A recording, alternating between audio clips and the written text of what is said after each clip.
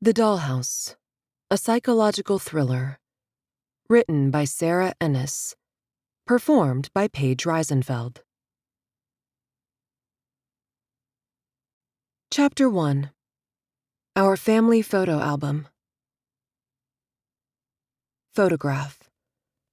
A blonde woman sits in an armchair in front of a crackling fire, baby cradled in her arms. She is beaming. Her husband, dark-haired and handsome in a thick wool cardigan and pleated gray trousers, stands behind the chair, a hand on the woman's shoulder, broad smile that makes his eyes twinkle. A 5-year-old blonde girl leans into the side of the chair, expression pouty, tugging her mother's hand to bring it to herself rather than the baby. Note next to photo.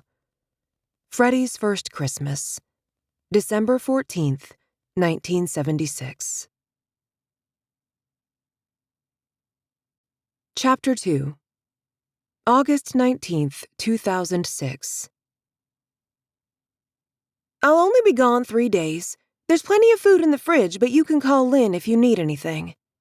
Sunshine Evanston, Angel's mother, moved around the messy bedroom, gathering clothes like a squirrel gathers nuts, randomly but with intention. Angel watched her mother toss each item into their household's only suitcase, which was covered in labels. You are my sunshine. Rise and shine. I'm in a sunshine state of mind. Shine on. The open mouth of the hot pink Samsonite reminded Angel of the hungry hippo game she'd loved when she was a little kid. Black bikini, tank tops, orange and blue, denim shorts, black jeans, favorite going-out dress, hairdryer, curling iron, makeup bag. Angel sat cross-legged on her mother's bed and chewed at the cuticle around her thumbnail, making the dry, cracked skin sting. Will you pay the cable before you go? Shine considered various pieces of jewelry from the top of her messy dresser. You're 14, basically an adult, and it's time you understood being an adult is about choices, Angel. Without Junior's child support, things are tight. You'll survive without crime shows and music videos. She grabbed a handful of foil packets from her nightstand and squeezed them into the side pocket. There'll be lots of stuff happening with the fair, the parade and fireworks. I bet Lynn or Carl would give you a ride to the fairgrounds.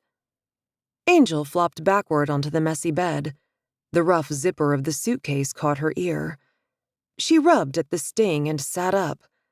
Bud will hang out with his friends the whole time. What am I supposed to do by myself? You have a room full of shit. And that iPod thing Lynn gave you. Maybe this will encourage you to actually make a friend or two. Shine shoved her feet into her sneakers and zipped the suitcase as far as it would go, but the teeth misaligned halfway around and refused to budge. This wasn't a new problem.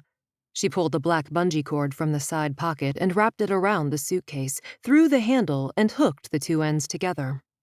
Stickers and bungee cords were what kept the stupid thing functioning. Where the hell did I put my purse? Angel dug it out from the mess of sheets and pillows and handed it over. Time to grow up, kid. You'll be fine. A horn honked and Shine bent to kiss Angel on the forehead, calling behind her, Love you, dollface. See you Wednesday. Bye, Mom, Angel muttered, putting extra emphasis on the last word. Shine hated being called Mom. She said it made her feel like an old cow. The dig didn't matter, though. Shine was already gone, dust from Bonnie's truck pushing through the old screens on the trailer. Some of the screens were kept together by stickers and bungee cords, too. Angel's nose twitched. Her life was jimmy-rigged and make-do. Shine lied. It wasn't 3 days. Angel and Bud would be alone in the trailer 4 nights by themselves and 5 days. Shine wasn't counting today or Wednesday. That was Shine math. Shave off a little here, add a little there, until you got the number that matched up to your purposes. Shine was lackadaisical, a favored word learned in English class, when it came to anything to do with numbers. Days, quantities, money. Except Angel thought it wasn't really laziness. Shine knew. Like, if she had money to go to Chicago, Shine maybe could have paid some to the cable company so Angel would have something to do. Angel's twin brother, Bud, was suspicious when Shine took them to the diner this morning. The only time they went out for breakfast was when Shine had something to tell them that she knew they wouldn't like. For instance, "Your idiot father has been arrested." Or today, "I'm taking a little trip to re-energize myself now that the nasty trial business is over." Of course, Bud was excited they'd be on their own for the weekend. He and Shine had been arguing a lot lately, ever since their dad, Junior Evanston, was arrested for robbing banks. Bud thought Shine should have stood up for Junior instead of laughing at him for being an incompetent idiot. Bud got really mad when Shine talked to a guy from one of the national news shows. He said Shine should be more loyal to the father of her children instead of chumming up to the reporters. Bud had feelings and made them clear. Angel had feelings too. She felt bad for her dad, but she kind of thought it was funny that the fools had blown up part of a historic courthouse in their last robbery. It reminded her of some of the old-timey movies she sometimes watched late at night when she couldn't sleep. The more Shine was Shine, the angrier Bud got. The trial was a month or so ago, but they'd been poking at each other ever since. Angel spent a lot of time playing peacemaker. "I don't want you to go," Angel had said, swirling one of Shine's fries in ketchup.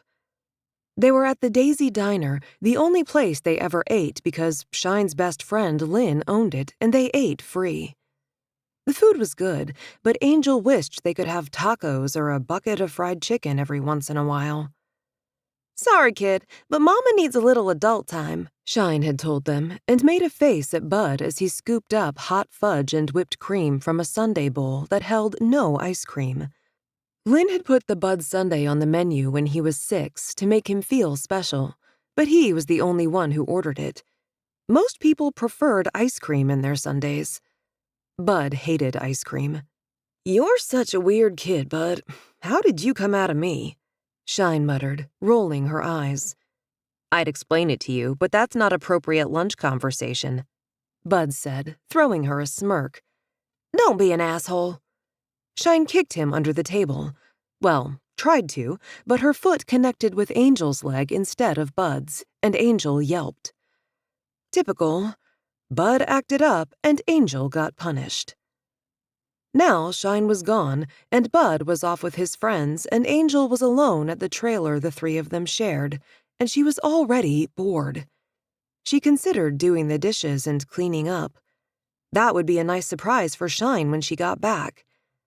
Bud would make fun of her for trying to make Shine happy when Shine didn't really care that much if they were happy. Angel would maybe clean Tuesday morning, so Bud didn't have time to mess it up again just to be an ass. Lynn had given Angel an iPod Shuffle for her birthday a few weeks ago because Angel was obsessed with music, and unlike her own mother, Lynn actually wanted Angel to be happy. Lynn would have been a great mom, but she never got married, never had kids. Sometimes, like now, Angel wished Lynn was her mom. It was stuffy in the trailer. Shine wouldn't let them turn on the window unit unless it was above 90, and it wasn't even close, only 82. If Bud was here, he'd say, "Screw that," and crank up the AC. But Bud wasn't here. Angel poured orange drink into a plastic cup and went out the trailer door to the patio.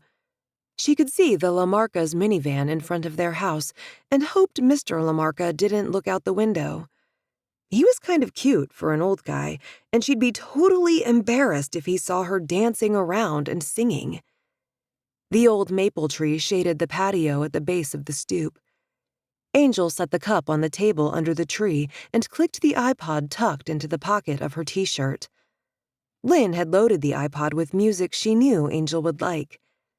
Her current favorite was Beyoncé's album, B-Day.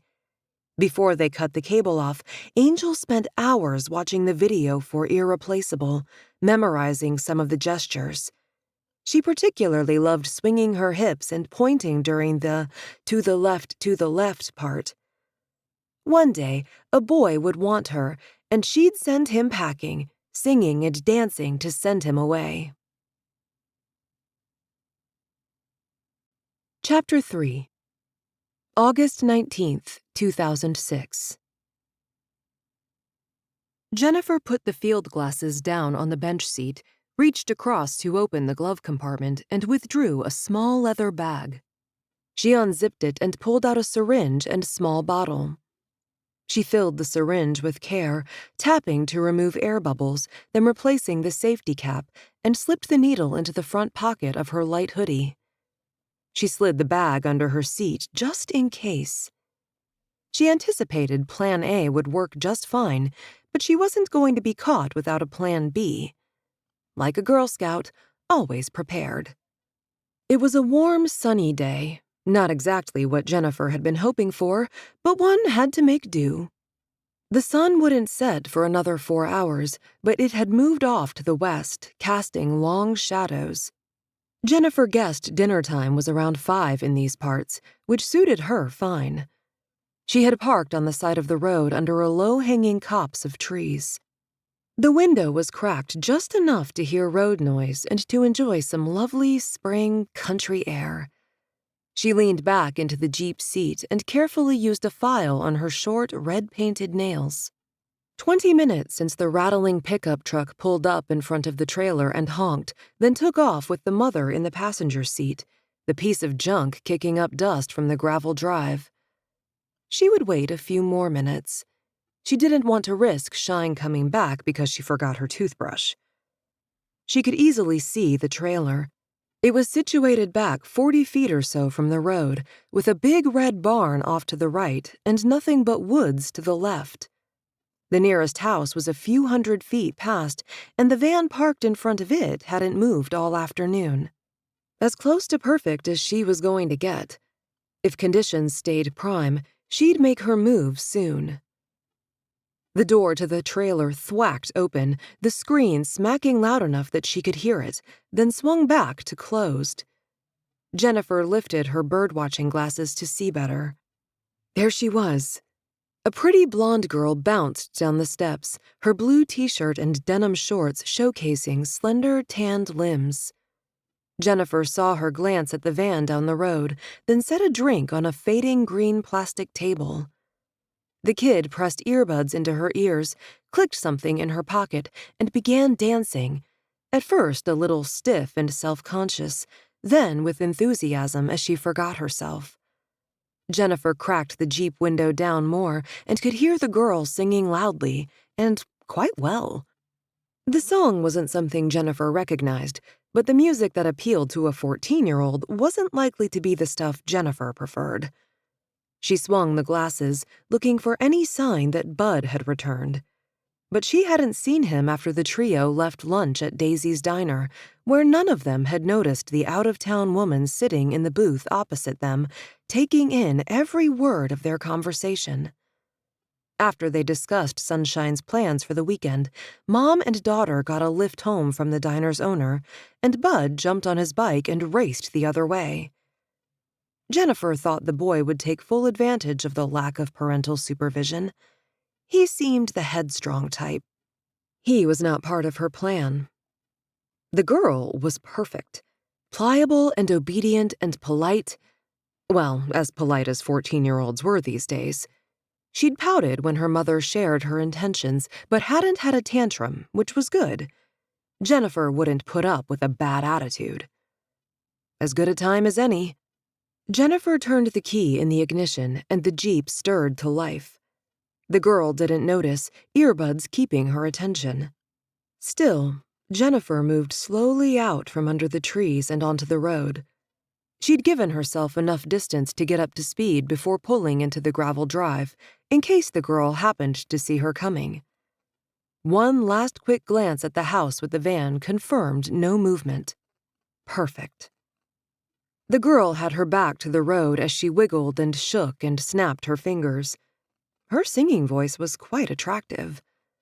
Jennifer parked the car at an angle in the U-shaped gravel patch so that she was pointed back toward the road, the rear hatch nearest the girl, and stepped out. "Excuse me," Jennifer said from a few feet away. No response. Just in case that boy was actually in the house, she didn't want to move too quickly. Hello? Still no response, but nothing from the house either. She gently touched the girl's arm and she spun, her mouth open, then giggled in surprise. Oh, sorry, I didn't hear you come up. She turned a bit pink as she realized Jennifer must have seen and heard her performance. I'm so sorry I scared you. I am hopelessly lost, I'm afraid, and I saw you here and decided to swallow my pride and stop and ask for directions. Jennifer waved an arm at the sparsely populated road. My brother says I'm a wimp, but if I am, it's because he makes me jump all the time. Where are you trying to go? The girl pulled the earbuds and let them dangle from her iPod. Kokomo. Jennifer smiled. Such a funny name. The girl nodded and smiled back, open and guileless. She'd be a beauty someday. Without realizing she was doing it, she followed Jennifer as she moved to the wagoneer's rear and opened the hatch. What appeared to be boxes and boxes of books filled the back of the wagoneer. Once the door was up, with the girl at her side, Jennifer pointed back the way she'd come from. Do I go that way? The kid turned her head to look and started to say, no, but before the word was out, Jennifer wrapped her arm around the girl's slim neck and tightened it into a chokehold, careful not to press too hard, just enough for the girl to pass out. As with everything in life, there's a fine line between enough and too much, and she didn't want to cross that line. The girl slumped against the bumper of the Jeep, and Jennifer smiled, holding her up with one arm, reaching for the handcuffs in the pocket of her hoodie. She clicked a cuff around one of the girl's wrists, let the girl rest more heavily against the boxes of books in the back of the vehicle, and slid a false panel sideways, exposing a 3-foot-wide compartment. Jennifer adjusted the girl's body so she could navigate her head first, face up into the tunnel, then snapped the second cuff around her slim wrist. She rolled the girl onto her side to avoid hurting her arms or hands and carefully pushed her until only the well-worn soles of 2 sneakered feet were visible. And then Jennifer heard a banshee whoop and turned just in time to see the boy careening toward her on his bike, pedaling as if powered by rocket fuel, easily navigating fallen branches and stones and other yard debris between the barn and the trailer. She didn't have time to get in the car and leave, so she turned toward him and stood her ground, waiting as he slid to a stop and hurled himself at her. Jennifer reached out with one hand, strong fingers encircling and then tightening around his neck, and said calmly, I gave your sister a drug. If I don't give her the antidote in a very short time, she will die. Do you want her to die, you little fuck? No, you don't. So calm your ass down. The boy's eyes were wide as he struggled to breathe against the large hand around his throat. Finally, he managed to nod, and Jennifer relented, just a bit, but not enough to encourage any acts of bravery. She used the hand around his throat to guide him to a stand at the hatch of the Jeep. Little fuck. He was making her perfect plan less perfect. She could just kill him and leave him behind the trailer. But there might be advantages to having them both. Alfred would be pleased. Fine. Not everything in life had to be planned. Jennifer moved quickly, spinning him around so she could apply the same careful chokehold she'd used on his twin, and he slid limply against her body. She only had one pair of cuffs. There was a tube of zip ties in one of the boxes that covered the hidden compartment, and she grabbed 3. It would be better to put the cuffs on him, but she didn't have time. She'd rearrange them at the next stop. For now, this would have to do. She zip-tied his hands twice, then squeezed him in next to his sister, who was, thank God, very slender. It would be cramped quarters for them. To be on the safe side, she also zip-tied his feet. He was a fighter. She didn't want to take risks. Once she saw the soles of 4 sneakers at the compartment's base, she slid back the panel and inspected the rear of the SUV. The back of the vehicle looked just the way she intended, filled to bursting with boxes of neatly organized books as she returned to her home from a book show on the East Coast. A little spontaneity was good for the soul, and she hadn't had to use the syringe. Success. Chapter 4. August 19th, 2006. Angel coughed, her neck and throat sore, her mind blank and then not blank as she remembered the tall woman with dark hair smiling at her and then nothing. Her wrists and arms felt uncomfortable, and it was dark, hot, and smelled like Bud. Her knee jerked and connected with something. She realized it was Bud, inches from her, not moving. Bud? She hissed the word, scared that wherever they were, the bad woman would hear, but also afraid of being alone. Bud! He groaned and jerked and immediately began thrashing around. He kicked out with his knee and yelled, not a word, just a loud sound, then stopped moving. Angel? His voice was hoarse, cracking. Where are we? What's going on? She whispered, then cried out as the car went over a bump or something and she landed awkwardly and painfully on her arm. I saw that woman put you in her car. Who is she? What did she say to you? I tried to stop her, but she said she gave you a drug and she had to give you an antidote or you'd die, Bud whispered. Was she going to die? No, she wasn't going to die. Of course they weren't going to die. The woman didn't give her a drug. Did she? Angel had been stupid, and now they were both in trouble. Maybe it was a joke. Maybe one of Shine's friends was messing with them. Her mind raced. But she knew all of Shine's friends, and she'd never seen the dark-haired woman before. The car slowed, and Angel felt fear boiling in her belly. What's happening? Bud, I'm scared. Bud hissed, shh, and they both went silent as the car rolled to a stop. The engine cut, and they heard the driver's door open. Try to make a run for it. They heard the back hatch lift, and then the panel slid open, and late afternoon light filled the hole. Angel felt hands on her ankles. Her eyes widened, and she shrieked as the woman dragged her into the fading sun. Angel tried to kick, but had no strength. When most of her was out of the car, the woman held her so she didn't crash to the ground. Then the woman poked and prodded at her until she was sitting on the back bumper. Bud was yelling, still in the compartment, his voice muffled but furious. Drink this, the woman ordered, putting a travel cup to Angel's lips. Angel looked around, panic overtaking her, and saw they were in the middle of a field surrounded by trees. Nothing around them, no cars or houses or people. Drink it! The woman shoved the cup to Angel's lips and began pouring, and Angel opened her mouth and drank the water, which tasted funny, but also good because she was so thirsty and her throat was really sore. When she finished it, the woman helped Angel stand and walked her over to a patch of grass, then said, Sit, or I'll make you sit.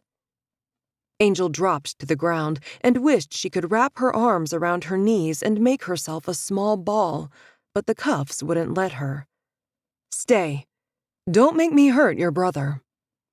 The woman went back to the Jeep and grabbed Bud's ankles, pulling him out in the same way she had Angel, but didn't slow him at the end of the tailgate.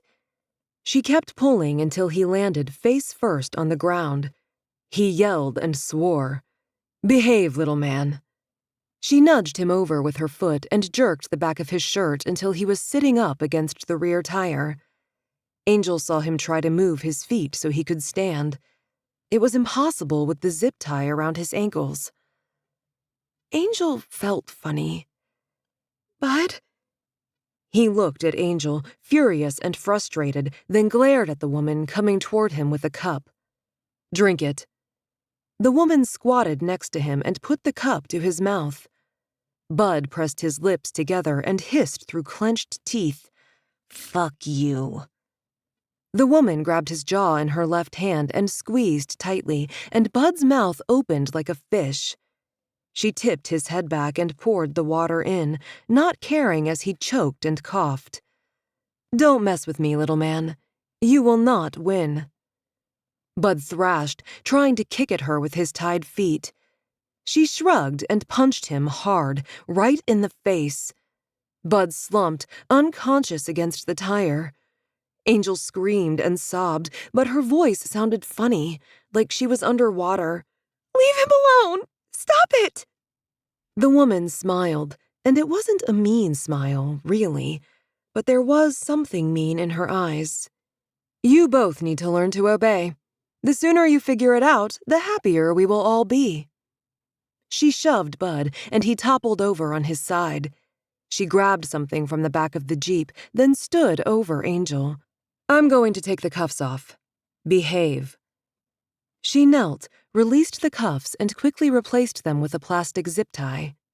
The edges were sharp and cut into Angel's skin. "I know it's tight. Sorry about that." She rose and looked down at Angel.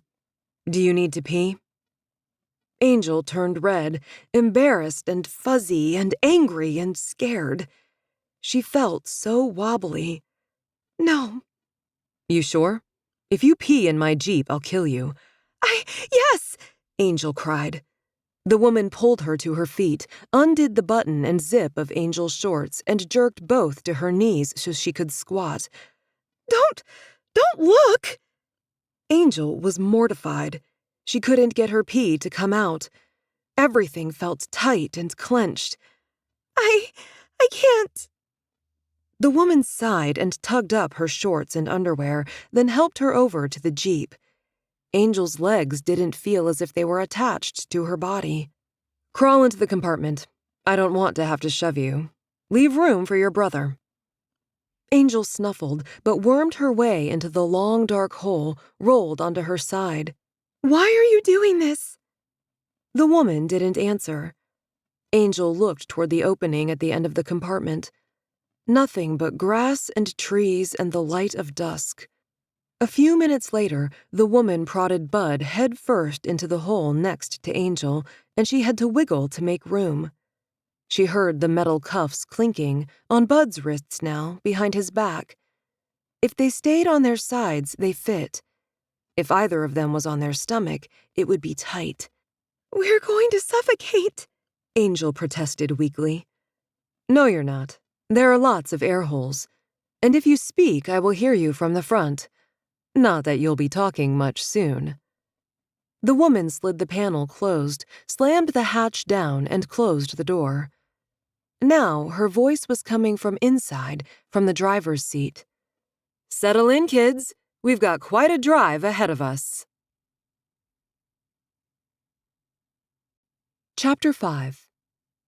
August 20th, 2006. It was very dark. Darker than anywhere Angel had ever been, anything she'd ever seen. Where was she? The last thing she really remembered was being in the car, but she wasn't in a car now. Angel could make out a paper-thin shadow, a change in the dark color that might be a crack around a door. There was nothing else to see, and so very quiet. Was Bud here too? She sort of remembered someone coming to check on her. It might have been the dark-haired lady, but Angel had a vague memory of a happy voice, and the dark-haired lady's voice was anything but happy. She was bossy and kind of snotty. The voice in the dark was chirpy, like the PTA moms at a bake sale. Angel tried to sit up, but was immediately jerked back. She felt around with her left hand and found a wide leather cuff encircling her right wrist. The cuff was attached with a cable to what felt like the frame of a bed. She lifted her hand to test how far she could go. Not more than a foot, maybe 2. Angel ran her hand over her body. She was wearing a skirt and a blouse. Someone had changed her clothes, but no underwear. Angel cringed in embarrassment and squeezed her legs together. Did she pee herself? Is that why they'd changed her? The bed, she could tell she was on a bed from the way it moved and squeaked under her, was dry. Her stomach rumbled. How long had it been since she'd eaten? Had water? Her lips weren't chapped, although her throat was dry. Fear knotted in her chest. How could someone change her clothes without her remembering? Angel turned carefully onto her side, testing the cable to see if there was anything to discover. Nothing, just more of the darkest dark she'd ever seen. There was an herbaceous smell, too. It reminded her of incense Shine liked to burn in their TV room. Lavender. The scent made Angel's nose twitch. This place was so quiet. None of the usual house noises. But wait. She thought she heard a soft snore. "Bud, are you here?" she whispered. She rolled onto her back and stretched her free arm to see if she could reach him. Nothing. A sudden sound from the place where there might be a door startled Angel. She tried to move away, but the cable and her stupid body refused to cooperate. The best she could do was slide close against the wall. She held her breath, lower lip held tightly between her teeth. It was a door. The door slid open like the one on her closet at home. Light from the next room backlit a silhouette in the doorway. It was the dark-haired woman. When she stole them, she was wearing different clothes, a jogging suit. Now she wore a dress. It was tight and curvy and sexy. Sunshine would love it, and she had on high-heeled shoes that made her even taller. Pumps, Angel thought they were called. It struck her as very strange that a kidnapper would wear a dress, especially a sexy dress and high-heeled shoes. Kidnappers on TV were always men, or women dressed in old clothes. It was the woman who had taken them. "You're awake! Oh, goodness, I was getting worried," the woman said with the chirpy voice Angel thought she remembered. There was a clicking sound, and then a bright light burst on above them from a single bulb in the ceiling inside a steel mesh tube. Angel blinked, her eyes burning as they adjusted to the brightness. Her head really hurt now, and she had to squint. She could see Bud on the bottom of a lower bunk that made an L with the mattress she was on. Her head was pounding. Her mouth was so dry. But Bud was there. It would be okay. The woman smiled at Angel, then glanced over at Bud, who wasn't moving. "I've brought lunch. I wasn't sure how you'd be feeling, so I kept it light." The woman was very tall. Her shiny hair was the color of coffee beans and fell to her shoulders. Her eyes were dark brown, too. She doesn't look like a kidnapper, Angel thought. Of course, she'd never been to a kidnapping before, but she'd seen a lot of them on TV. This woman didn't look like the people the cops arrested on TV. Angel tried to sound tough. "Our mom is poor and our dad is in jail. They won't be able to pay a ransom."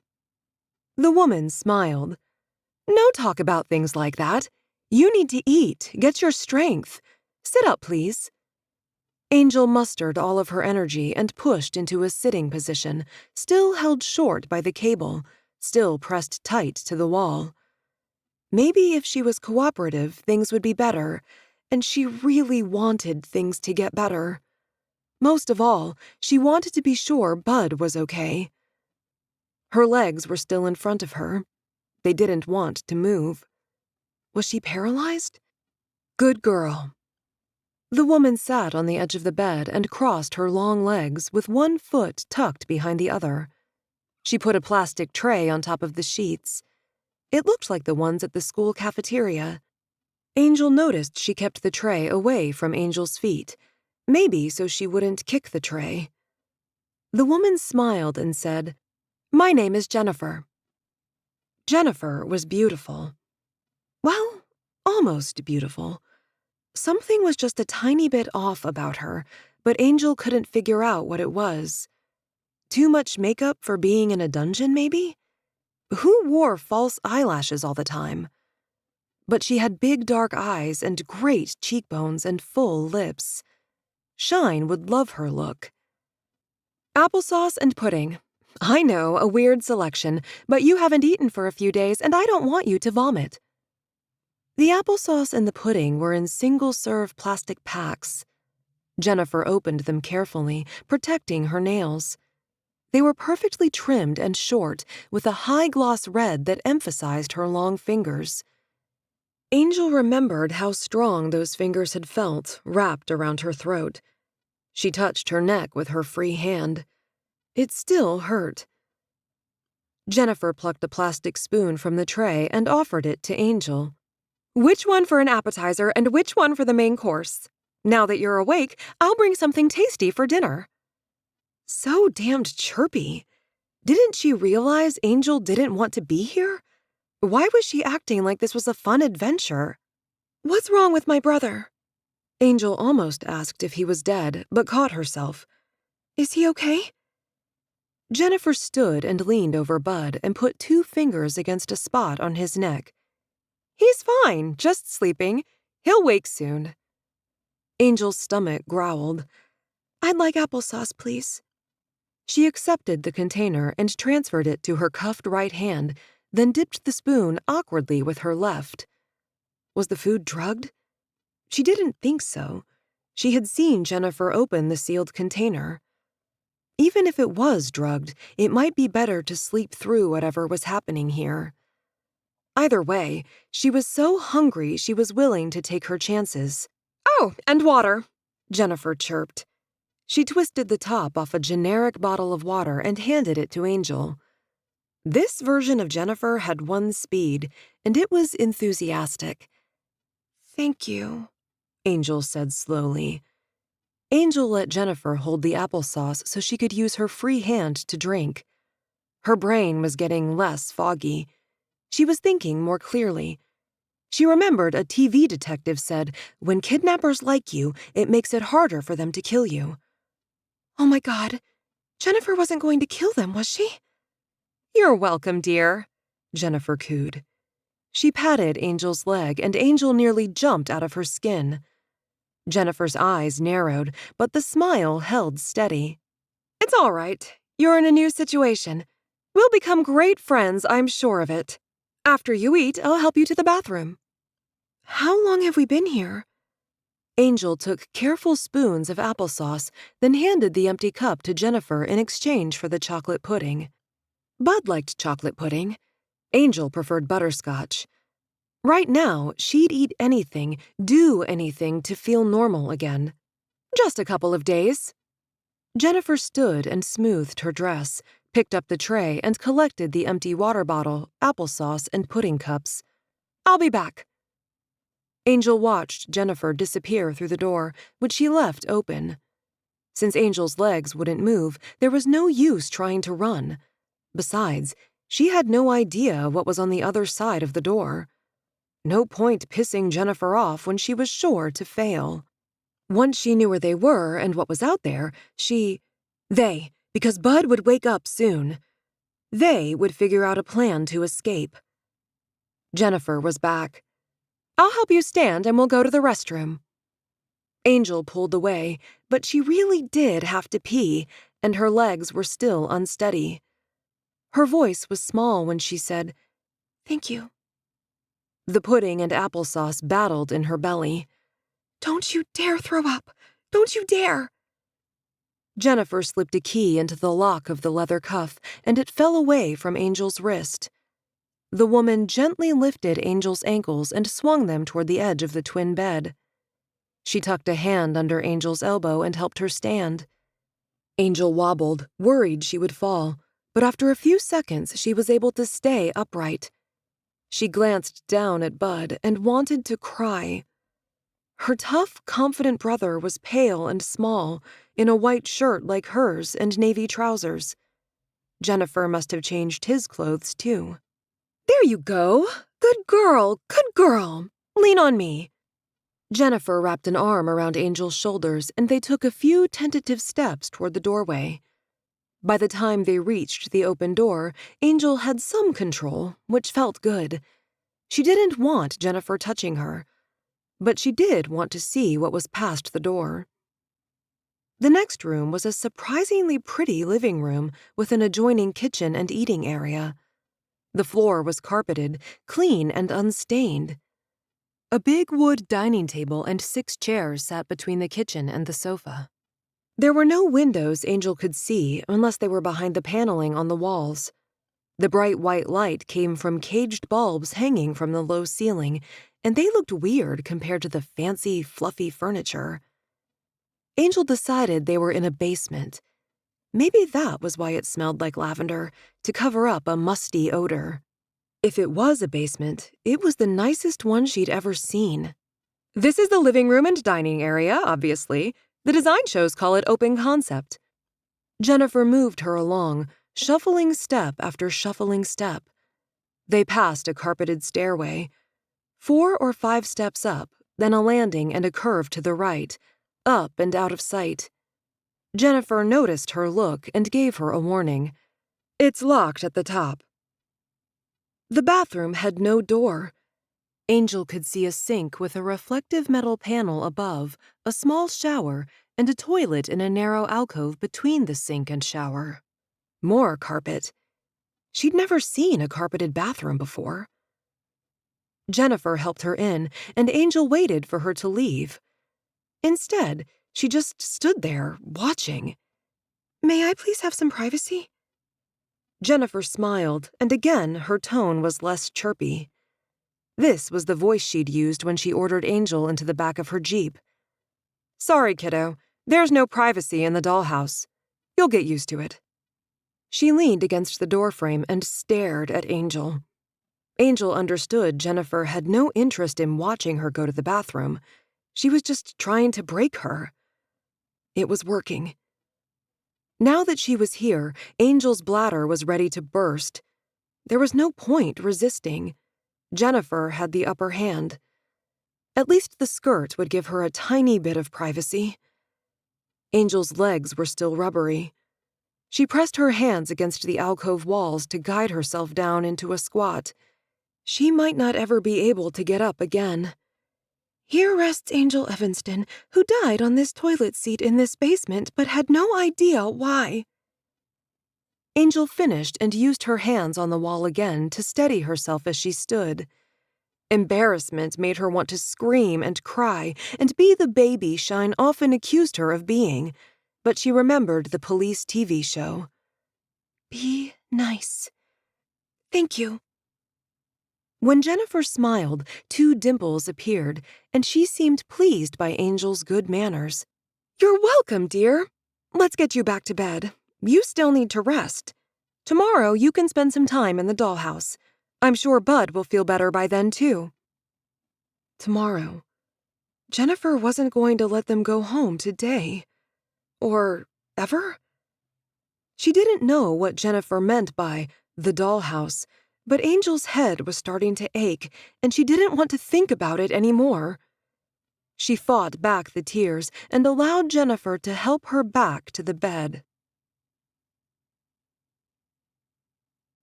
Chapter 6. August 20th, 2006. Angel had no idea whether it was day or night when Bud finally woke up because the room was pitch black. He shouted and flung himself around and tried to get free from the cable that held him tight to the bed. His foot kicked out and connected with Angel's cabled arm. "Stop it!" Angel ordered. Her voice sounded normal, finally. "Are you hurt?" Bud demanded, and she could hear the bunk frame rattle as he flailed around some more. Then he groaned. He was probably feeling the way she had when she woke up, groggy and not in control of his mind or body. Bud would hate that. It would make him angrier, which would make things worse. "Where are we? What?" "I'm okay," Angel whispered, fighting tears. "You took longer to wake up than I did. I don't know where we are. That woman is here. Her name is Jennifer. Outside of this room looks like an apartment, but I think it's a basement. There's a bathroom. It doesn't have a door." Angel was grateful to not be alone anymore, and the words came out in a rush. In the time she'd been here without Bud to talk to, her mind had gone all sorts of crazy places. Did she say why the fuck she's doing this? Her bed shook when Bud tried to change position, the two mattresses pounding against each other. He snarled at the cable that kept him in place. No, I don't think it's for ransom. Bud made a disgusted sound. Of course it's not ransom. Everyone knows we're poor as fuck. He was saying fuck way more than usual. It probably made him feel tougher, which both reassured and irritated Angel. She wasn't a fan of swearing, but at least it meant he was feeling okay. The door slid open, and Bud sucked in his breath, caught off guard. Jennifer turned on the overhead light and beamed at them. Children! Good, so glad to see you both awake. Bud, how are you feeling? How the fuck do you think I'm feeling, you crazy person? Bud repeatedly jerked against the cable to be sure she understood his fury. First you choke me, and then you drug me, then you cram us in a coffin and drive us to who knows where, and now I'm changed to a goddamned bed. What the hell is wrong with you? Angel wished they had real twin telepathy. He needed to calm down. Being angry wasn't going to convince Jennifer to let them go, but it might make her think they were too much trouble and not worth keeping alive. Jennifer smiled, but the smile didn't reach her eyes. Her eyes were cold and angry and mean. Bud, I understand you're frustrated, but acting out will get you nowhere. Please take a minute to compose yourself. And then she just stood there, saying nothing, doing nothing, her expression blank, calmly watching them. Angel stared at her, confused, and Bud ran through a whole collection of swear words and emotions: rage, helplessness, frustration, and finally, acceptance. He was quiet and still. Good. Well done. Do you think you can behave if I unlatch you? Jennifer asked him, already confident Angel with the good manners would be a good girl. Jennifer unlocked Angel's cuff, and she stood, stretching her legs and arms and back. When Jennifer approached Bud, he looked resentful, but nodded and held his hand out for her. The cuff unlatched, and Bud started to grab Jennifer, but she smacked him hard across the face. He cried out and clutched at his cheek, which was bright red and would soon be blue. I'm not playing, Bud. You're not yet the big man you think you are. Make wise choices if you want to live to become that man. Bud didn't say anything more, but dragged himself carefully to the edge of the bed, jerking away when Jennifer tried to help him stand as she had Angel. He pushed himself up, grasping the edge of the upper bunk to steady himself and let the blood move through his limbs. Angel, you may use the restroom, Jennifer said without looking at her, and Angel gratefully made her way to the small room. After she finished, she took a minute to look in the metal panel over the sink that seemed to be meant to be a mirror. Her hair was crazy-looking, tangled and puffed out like she'd gone to bed with it wet. Her pupils were huge, making her blue eyes look black. She looked sick, but she didn't feel sick. She didn't want to leave Bud with Jennifer too long. Who knew what Bud would do? So she hurried back to the other room. Angel stood in the doorway, watching. Bud was still standing next to the bunk, but he seemed calmer. Jennifer was close enough to catch him if he fell, but not so close he could try something stupid. All right, let's go into the other room and have something to eat. Then we can get acquainted with the space, Jennifer said, and stood back to allow Bud to pass her. He slowly followed Angel into the living area and looked around, taking it all in. I need to pee, Bud said, and Angel pointed to the bathroom. They could hear him splash his face with cold water before he came out into the living room, moving like an old man. Jennifer pointed at chairs at the table, indicating they should sit. Bud sat at the end, farthest from her, and Angel sat next to him. She was so glad he was awake. It was comforting being together, at least for her. I've made sandwiches and I have milk and fruit, Jennifer said, carrying a tray from the kitchen counter to the table. Take what you'd like, but Bud, be careful. Your tummy may still be upset. Don't eat too quickly. Angel took an apple and one of the peanut butter and jelly sandwiches and a carton of milk. She was starving, but she ate slowly, testing, noticing whether her stomach felt funky between bites. Bud, of course, didn't. He scarfed one PB&J in 4 bites, then reached for another and washed them down with 2 cartons of milk. Jennifer watched them from her place at the end of the table, and Angel thought she looked sad. That was confusing. Was she sad because of what she was doing to them? Or something else? Let's go over the basic rules. This area is called the Dollhouse. She waved around.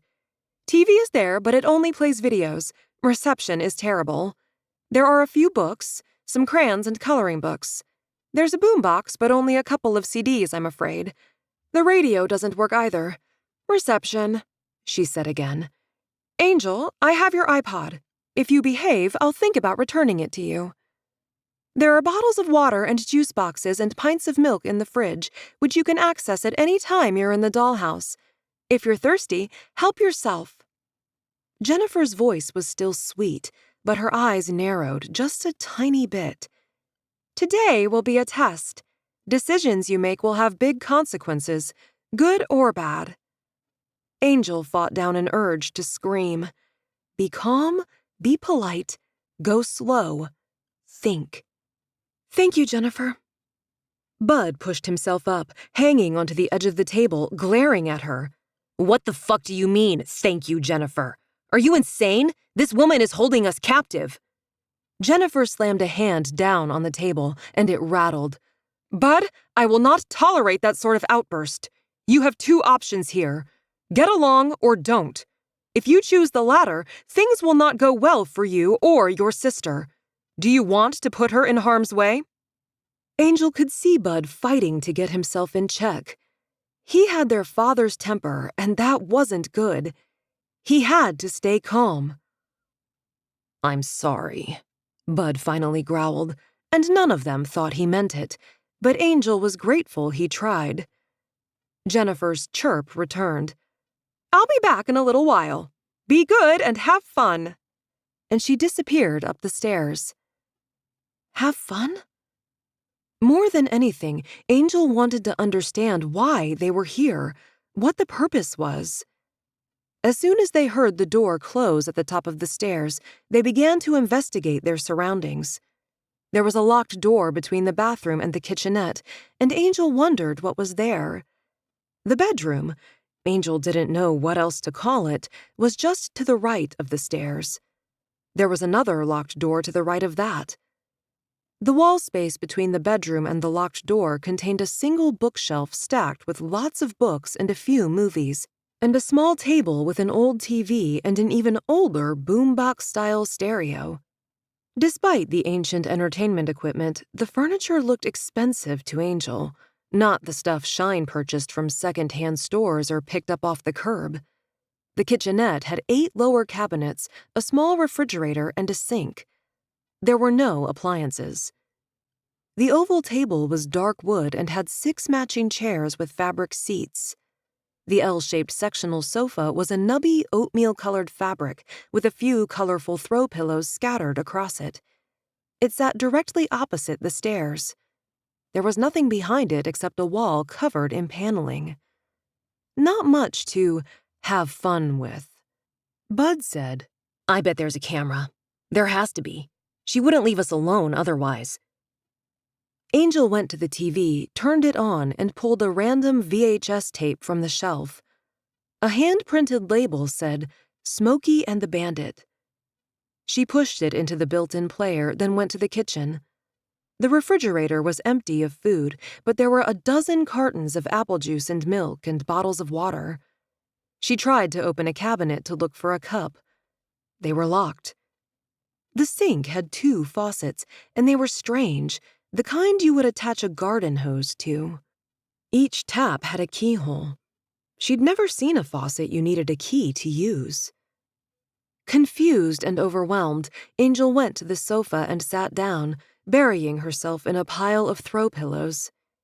She stared at the small TV screen, trying to focus on the movie about the guy with the crazy mustache and the black Trans Am. Her brain was buzzing. It was so full of questions she couldn't answer, didn't think she'd ever have answers to. Why was this happening? Did Shine know they were gone? Who was Jennifer? What was Jennifer going to do to them? How were they going to get out? Because they couldn't stay here, they just couldn't. She was so tense, her ragged fingernails dug marks into her hands where they were clenched. Bud was obsessively exploring, running his hands along every wall, touching every door, jerking on every cabinet, looking for a way out. Like her, he found nothing. He stood at the bottom of the stairs and looked up for a long, long time. Finally, he came and sat on the couch next to Angel, silent.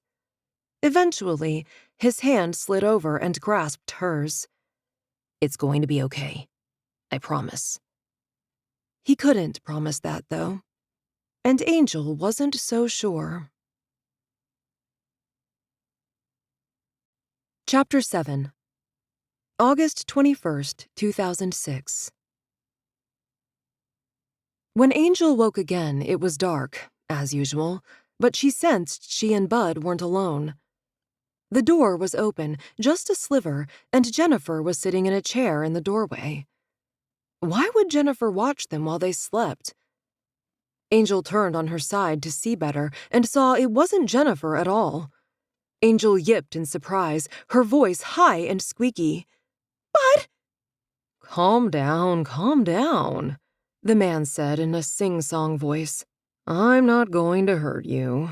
At least not today, anyway." Angel scooted as far as she could to get away from him. Stupid Bud could sleep through anything. "Bud!" Bud was awake now.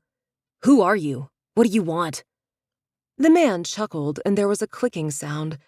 A sound Angel had come to recognize as the light turning on. It seemed to be operated by remote control. Angel blinked her eyes. The man had dark hair and eyes and would be very handsome if he didn't look kind of insane. Angel wondered if he and Jennifer were related. Their coloring and features were similar. Maybe they were twins like her and Bud. Maybe that was why they took them? The man stretched his denim-covered legs in front of him, crossed at the ankles, and folded his hands in his lap. His eyes were intense and cold at the same time. "You are very attractive dolls, I'll give her that." "Who are you?" Angel asked again, in a voice that wasn't much more than a squeak. "Pleasure to meet you. I'm Alfred, owner of this fine establishment." He waved a hand to indicate everything around them. "Where's Jennifer?" Bud demanded. Alfred shrugged and made a who knows, who cares face. Angel had seen it often when she asked Bud where Shine was. "What do you want?" Bud demanded. Angel heard fear and anger in Bud's voice and wanted to tell him to be good, but knew in her gut this man wouldn't care whether Bud was polite or not. This man, Alfred, would eat Bud for lunch if the mood suited him. "For now, nothing. I just wanted to meet my new dolls. But we'll get to know each other very well, I promise." He winked. The son of a bitch winked. Like this was a game. Angel whimpered. "We're not dolls. Go away. Leave us alone. Just leave us alone." Alfred lifted the chair with one hand, setting it just outside the bedroom door. "Sorry, darling. That's not going to happen." Chapter 8. August 21st, 2006. Peter Baden poured 2 fingers of scotch and lowered himself into his favorite spot in his office, an oversized leather chair he and Susie had purchased second-hand to furnish their first apartment as a married couple. That was what, 20 years ago? Peter had been starting his career in the Los Angeles bureau of a national news Goliath. Susie was working as a first-grade teacher at Mar Vista Elementary. They'd been young, enthusiastic, in love with life and in love with each other. Everything lay ahead. All the adventures two upper-middle-class Presbyterian white kids from the gentrified Connecticut suburbs could dream up. This chair had moved with them from the tiny apartment on Green Street at the edge of Santa Monica to their first house, an equally tiny crackerbox house on Federal Avenue, just blocks from Susie's school. Every day, Susie walked to work, coming home for lunch to eat and play with their fox terrier, Scruffy. Peter traveled the world, reporting on everything from global crises to hyperlocal human interest stories. He was away a lot, but Susie and Peter were best friends, crazy happy, impossibly content, and the quality of their time together made their stretches apart worth it. This chair was where he'd been sitting when Susie told him she was pregnant with their first child. He'd just won his first major award, and it was a good time for them. They decided Susie would work the rest of the semester and then take a hiatus. They had plenty of money. It wouldn't be a stretch. They bought their next home, a small house in Westwood, the worst house on the best block. Susie spent her days adoring their daughter Olivia and directing contractors as they brought the place up to snuff. 5 years later, this chair was where Peter was sitting when he learned his father, an early and enthusiastic investor in several big-name tech companies, had suffered a fatal heart attack while surfing, which was appropriate for a man who had chased waves all around the world in his youth. This was the chair where Peter learned he'd inherited enough money to allow him to retire at the ripe old age of 34. Instead, he quietly donated the equivalent of his annual income to a charity named after his father that funded bipartisan think tank work. And then he and Susie gave more away to causes that interested them, always under condition of anonymity. Neither of them wanted to grow their wealth. They would rather improve the lives of others. This was the chair where Peter rocked their second child through severe bouts of colic in his first year, until young Ben, named after his grandfather, was able to find peace and sleep. Many nights were spent, father and son dozing in the warm embrace of the old leather. This was the chair where Peter sat, numb and cold after the police left that first night, while Susie did her best to keep things normal as such things could be, for Ben. As many times as he'd been on the other side of crime, it had never touched him personally until the day Olivia was stolen. That was the way he saw it. Not kidnapped. That sounded so removed. His daughter was taken, plucked right out of the middle of their lives. He never acknowledged what a coward he'd been, hiding here while Susie kept the world revolving. This was the chair where Susie told Peter there was a lump in her breast. This was the chair where she curled up in his arms and cried. This was the chair where he held her and told her it didn't matter. All that mattered was that she was alive, that her womanhood had nothing to do with her breasts, that his love for her had nothing to do with her body. This was the chair where Peter sat the night after the funeral, just 7 months ago, wondering how his world had gone from wonderful to hell so quickly, how he was supposed to take care of his son, how he was supposed to be the man he'd promised Susie he'd be, how he was supposed to go on when so many had left him. This was the chair where Peter sat, each of the last 409 nights, nursing his scotch, waiting to hear his daughter was finally coming home. Chapter 9. August 22nd, 2006. "Have a good day, kid," Peter said as Ben hopped out of the car and started up the walk toward the school. Tall and handsome, he was becoming a man much too quickly for Peter's liking. Not every 14-year-old boy would give up 3 weeks of his summer to tutor younger kids in math, but Ben had insisted. One might expect a boy whose sister was abducted and who'd lost his mother to cancer all in 1 year to be closed off and angry, but not Ben. He had his moments, sure, but for the most part, he was an upbeat and relaxed kid. Sometimes, Peter had the feeling Ben thought he needed to take care of his dad instead of the other way around. Peter leaned across the seat and yelled out the open window, "Cut a class or something!" Ben threw up an OK sign and disappeared inside, carefully navigating around a steady flow of kids who were mostly oblivious to the very real threats of the world. The private school offered a lot of opportunities during the summer breaks, including intensive sessions on niche topics, sports camps, and writing retreats, each designed to look good on applications to Stanford, MIT, West Point. Peter was in no rush to get back to his empty house. He studied the grassy campus and thought about how, just a year or so ago, Olivia would be out on the school's pristine tennis courts, dreaming of the Olympics. Not now.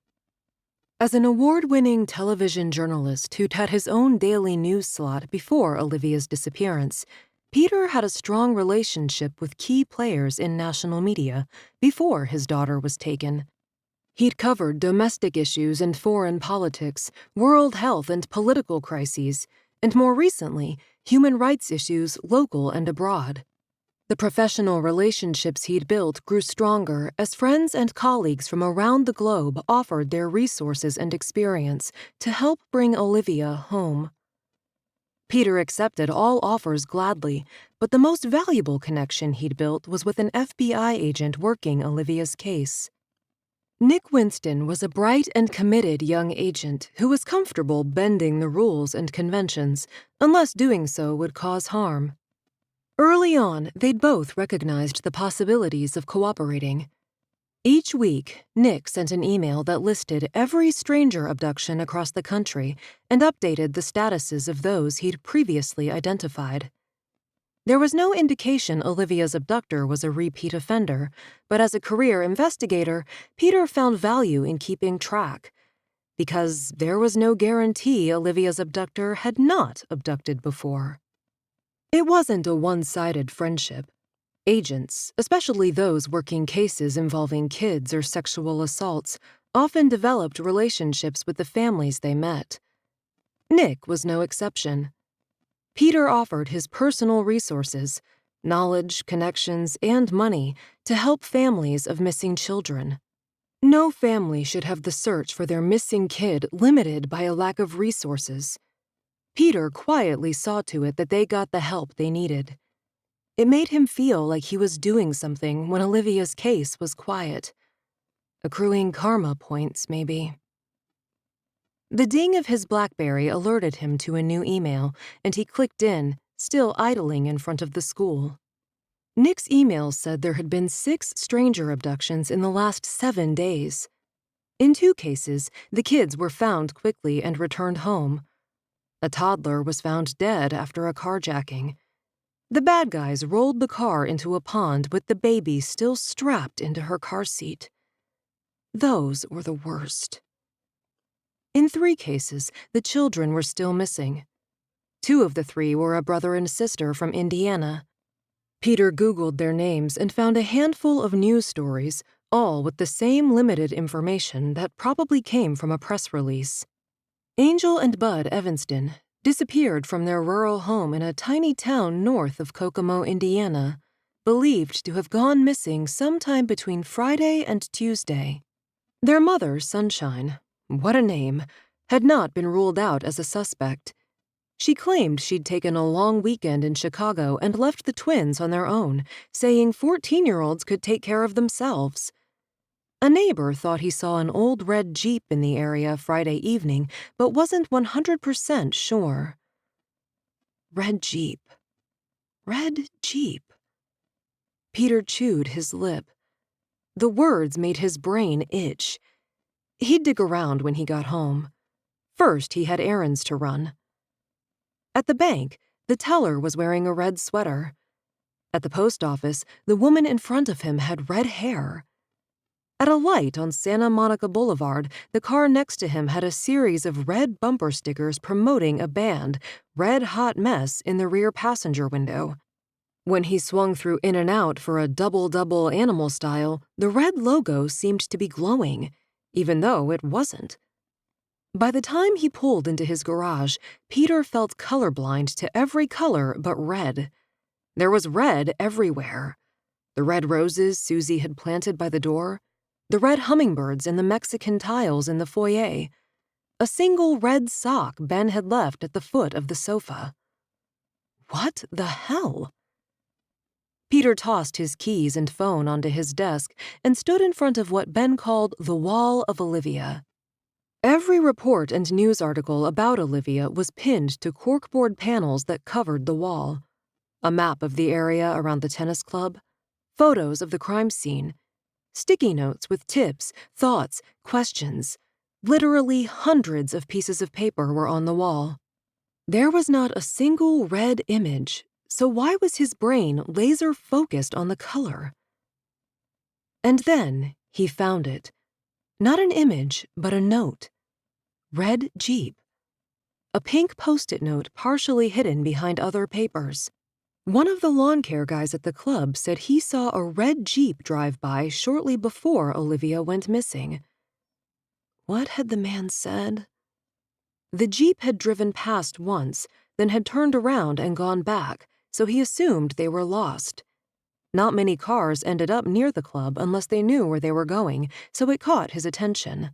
But he hadn't seen the driver, nor had he had reason to take down the plate number. He didn't remember the age of the Jeep, simply that it had a wagon body. Still, Peter's gut tightened and his scalp tingled. He was going to Indiana. Chapter 10. August 22nd, 2006. Angel woke as soon as she heard steps on the stairs. She felt her face grow hot, remembering how Jennifer had taken their clothes last night, forcing them to sleep naked. Thank God Jennifer left the light off in the closet. That's what Jennifer and Alfred called the room where they slept. She hadn't seen Bud naked since they were 3 or 4, playing in the tub, and he certainly hadn't seen her without clothes since she'd started to develop, as Lynn and Shine called it. Angel clutched at the sheet and thin blanket, tugging them tightly around her. "What's happening?" Bud grumbled. He could sleep through a tornado and be slow to wake up. His voice sounded disembodied in the pitch-black room. "Shh, I don't know. I heard footsteps. Someone's coming," Angel whispered, heart racing. She squeezed her eyes shut. Now that she was awake, she felt rawness where the cuff around her wrist had rubbed all night. Her arm ached from being kept in a weird position, thanks to the cable connecting her to the bed frame. The door slid open, and Jennifer's silhouette filled the space, warm light behind her. "Good morning, my darlings. Ready for a great new day? New ideas and new adventures await." She left the light off and came to the edge of Angel's bed. She leaned over, breasts hovering above Angel's face as she slid a key into the handcuff and released her. Angel smelled something pretty, soft and floral. Good smelling or no, she didn't want Jennifer's boobs in her face. "You may use the restroom.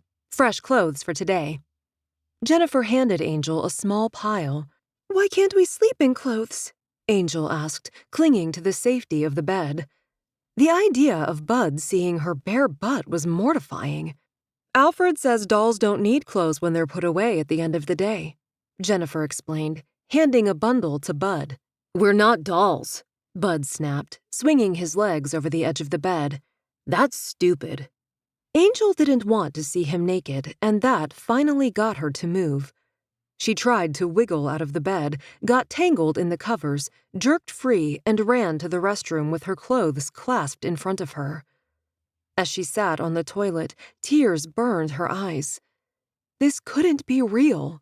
They couldn't be locked in a basement by a man who called them dolls. She couldn't be forced to sleep naked in a room with her twin brother, also naked. It had to be a very bad dream. A terrible, no good, horrible, awful bad dream. She pinched herself and nothing changed, so she caught a small strip of skin between 2 fingernails and tweaked as hard as she could. It hurt like a monster, and she was still sitting on a toilet in a bathroom with no door in a basement she couldn't leave. Tears flowed as she pulled on the strange white cotton underwear that came up to her waist, then the white button front blouse, and finally the navy blue pleated skirt. Angel desperately wanted to brush her teeth, but had no toothbrush. "Angel, love, join us in the closet, please," Jennifer cooed. How could she sound calm? So sweet, so innocent. She was a people thief, a stealer of kids. Angel was relieved to see Bud wearing navy pants and a white shirt similar to hers.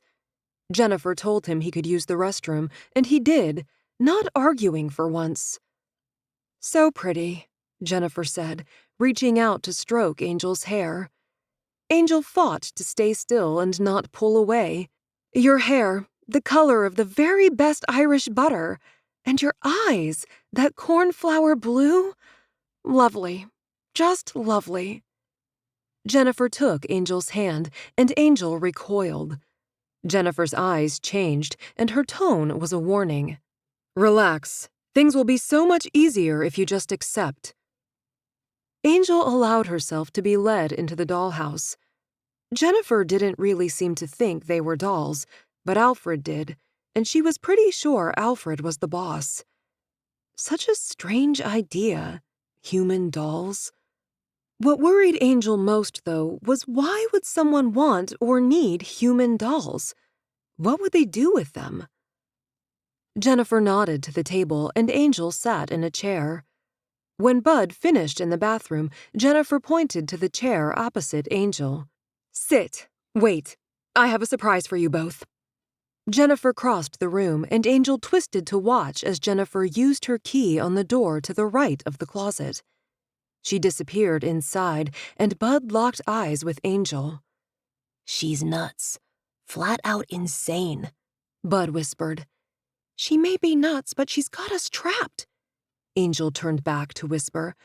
"We have to be nice until—" Bud's eyes grew large, and his mouth fell open, and Angel turned back again to see what he was staring at. Another girl, around their age, or maybe a little older, stood in the doorway of the room next to the closet. That door was locked yesterday when Bud was looking for a way out.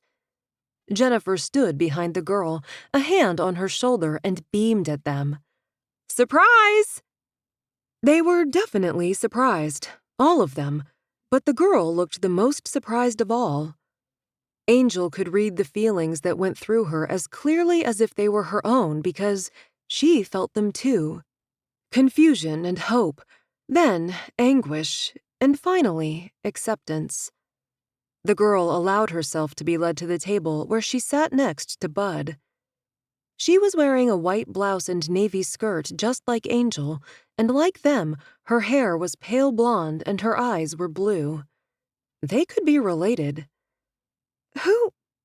Angel's gut clenched violently.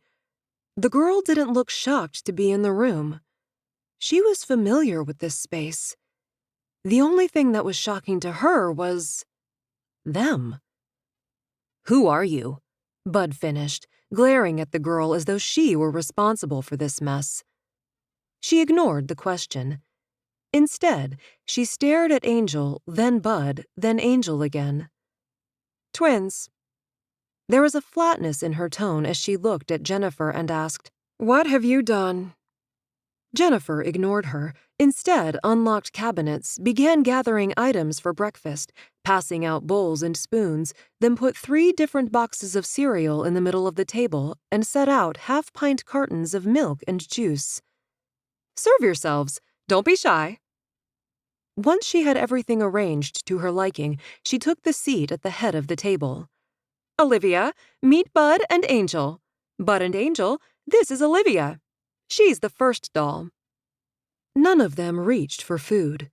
They simply sat and watched each other. Angel couldn't wrap her mind around this.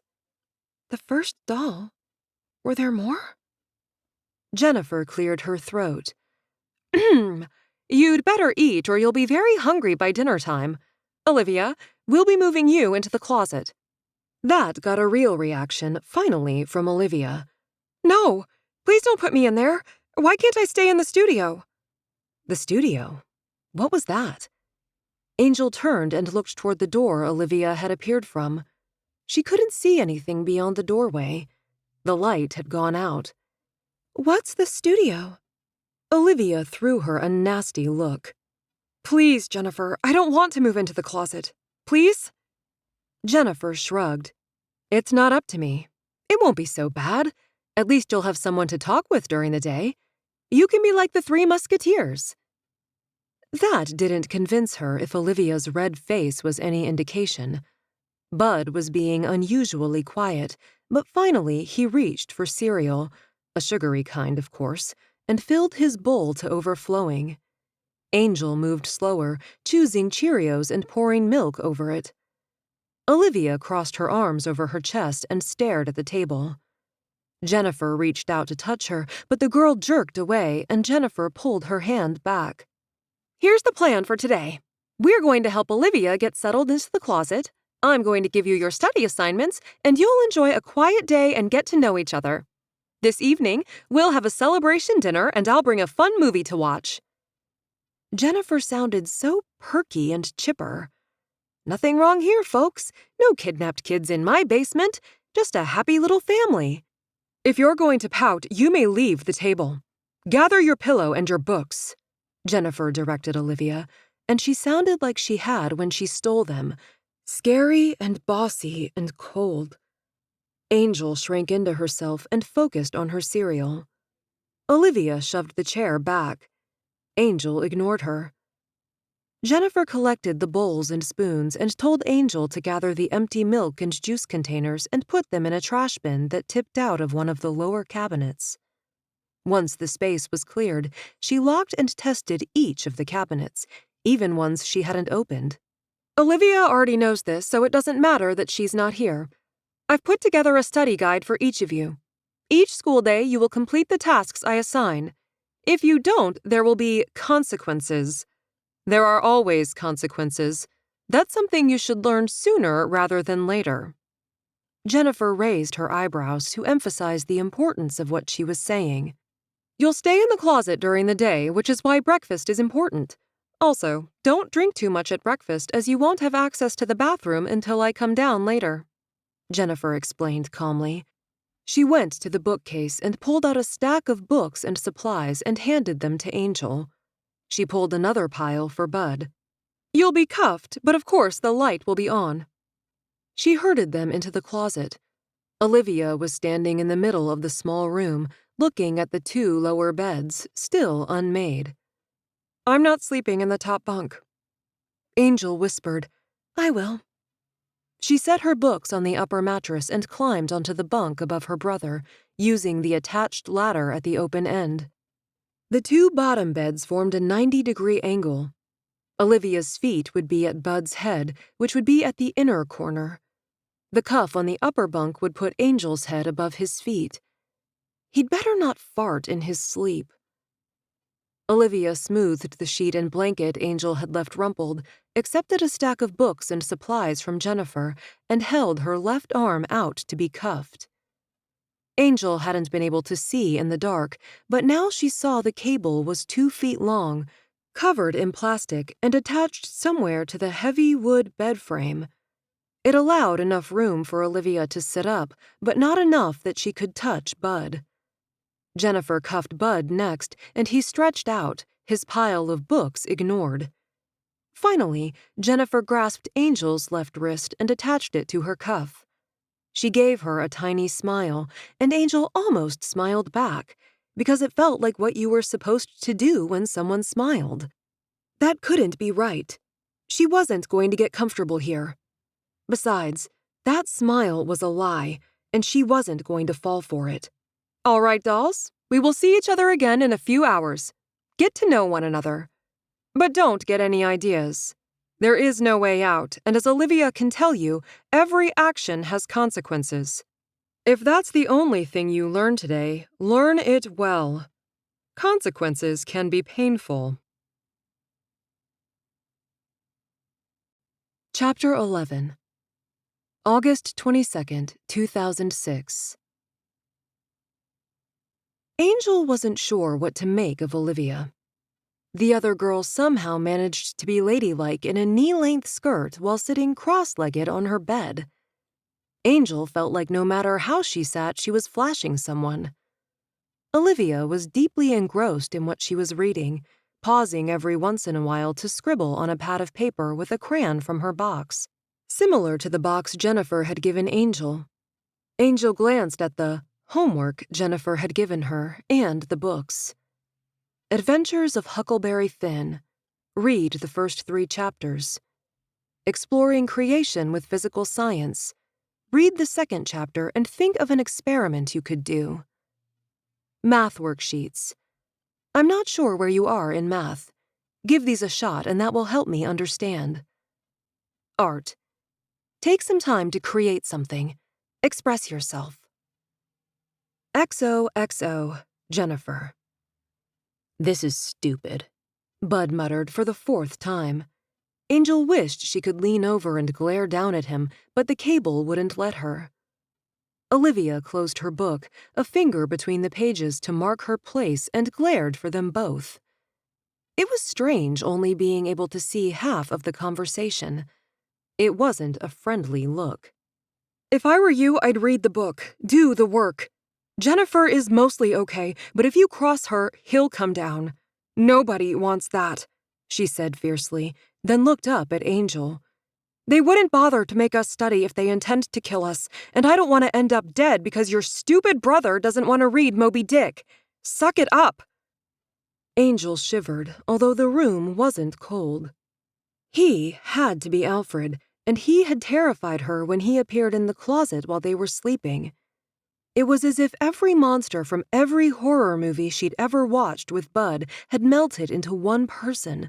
A person who looked sort of normal on the outside, but liked to show you the crazy under their skin. Angel opened The Adventures of Huckleberry Finn and started to read.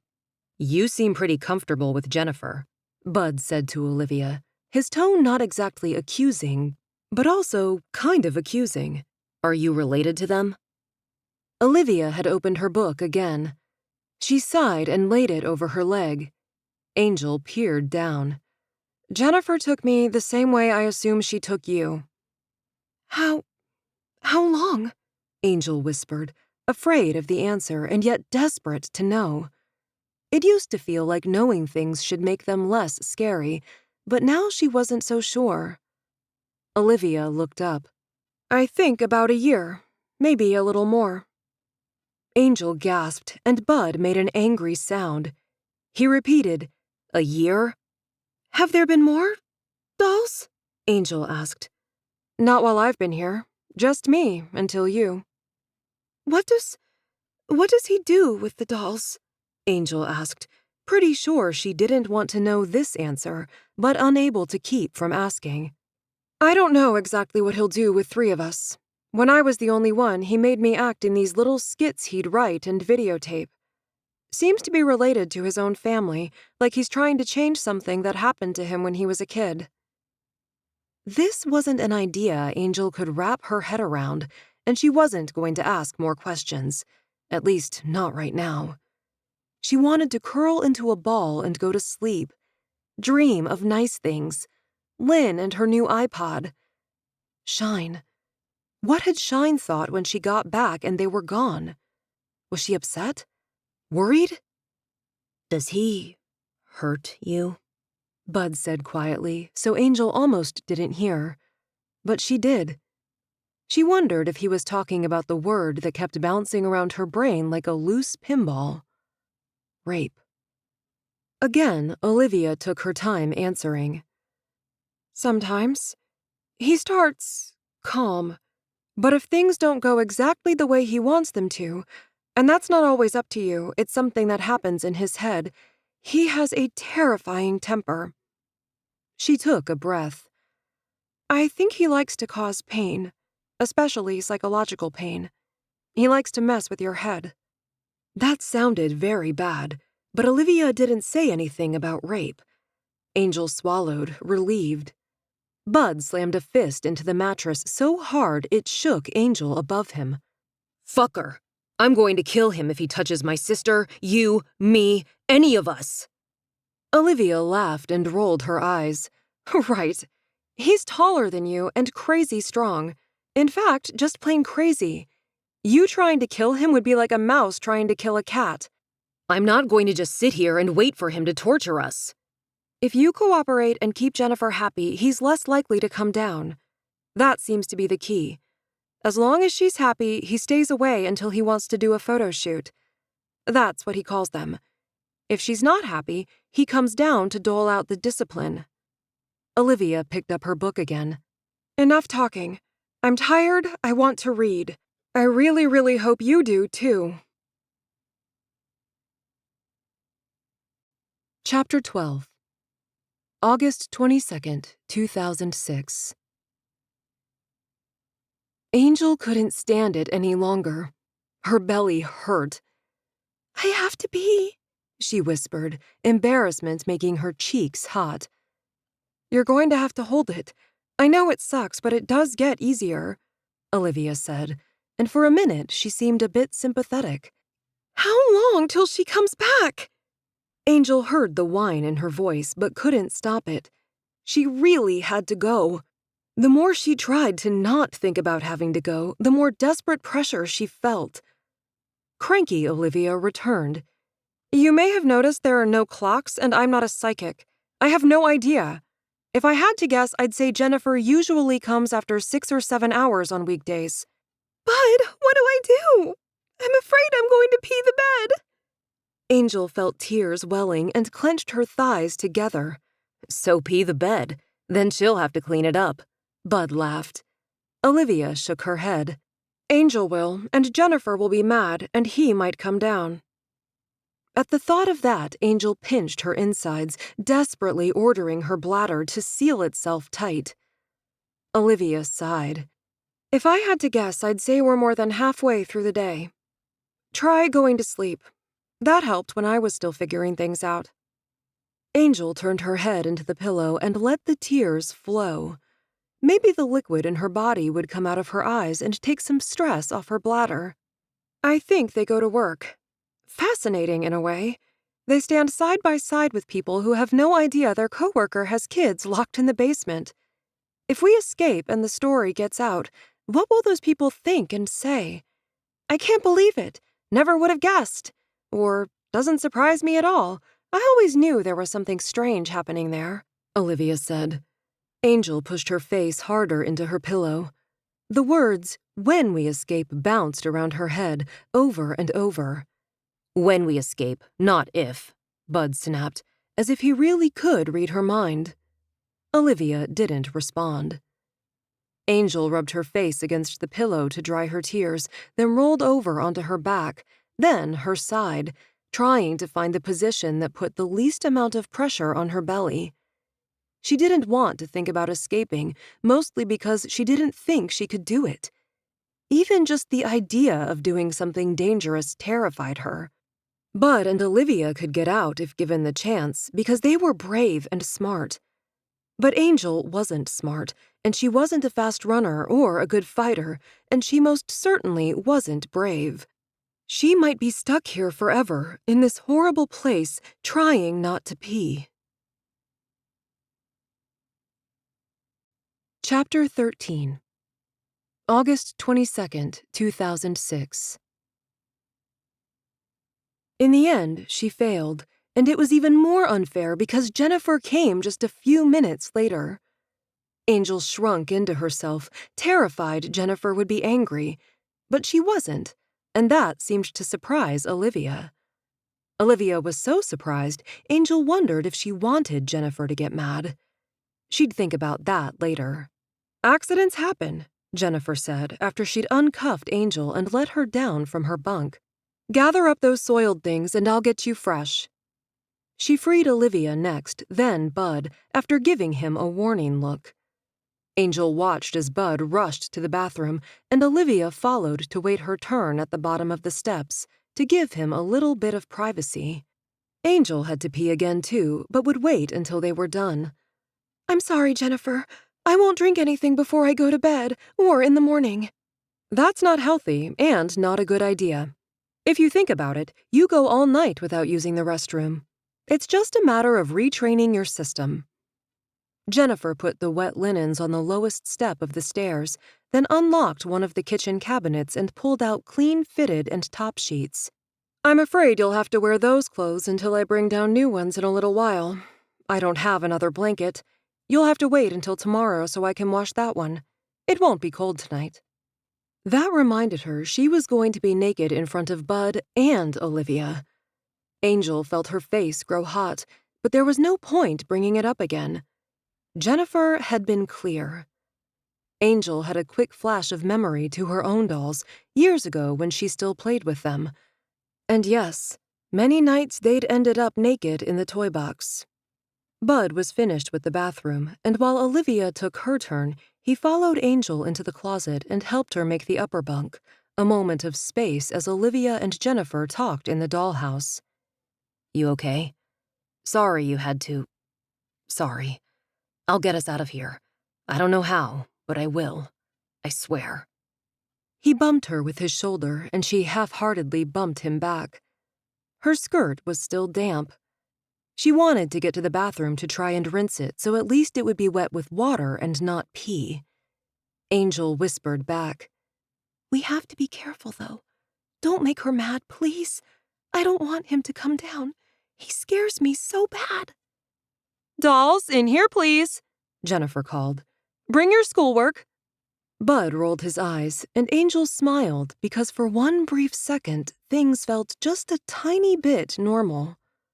Then the moment was gone, and they did as they were told. Olivia and Jennifer were sitting at the table. Olivia obviously knew the routine and was ready.